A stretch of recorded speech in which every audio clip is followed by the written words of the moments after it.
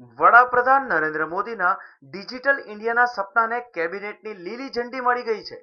તો આ મહત્વપૂર્ણ પ્રોજેક્ટના કારણે દેશના દરેક ગામને ઇન્ટરનેટ સાથે જોડવામાં આવશે.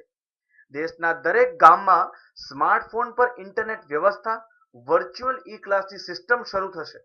સાથોસાથ ડિજિટલ અપગ્રેડેશનને કારણે ટેલિમેડિસિનની સેવાઓ પણ મળશે. ઉલ્લેખનીય છે કે વડાપ્રધાન નરેન્દ્ર મોદીએ 15મી ઓગસ્ટે સ્વતંત્રતા દિવસના સમારોહમાં પોતાના ભાષણમાં ડિજિટલ ઇન્ડિયા પ્રોજેક્ટની વાત કરી હતી અને દેશના દરેક ગામ ઇન્ટરનેટ સાથે જોડાય તેવી ઈચ્છા વ્યક્ત કરી હતી. ત્યારે કેબિનેટે મોદીના આ સપનાને મંજૂરીની મોહર મારી દીધી છે. પ્રાપ્ત માહિતી અનુસાર આ પ્રોજેક્ટ પાછળ 500 કરોડ રૂપિયાની મંજૂરી આપવામાં આવી છે. વર્ષ 2015 સુધીમાં 500 અને તેથી વધુ જનસંખ્યાવાળા ક્ષેત્રમાં આ સેવા પૂરી પાડવામાં આવશે. વર્ષ 2015ના અંત સુધીમાં 7,50,00,000 અને 2019 સુધીમાં 16 કરોડ બ્રોડબેન્ડ કનેક્શન ઉપલબ્ધ કરાવવાનું મોદી સરકારનું લક્ષ્ય છે.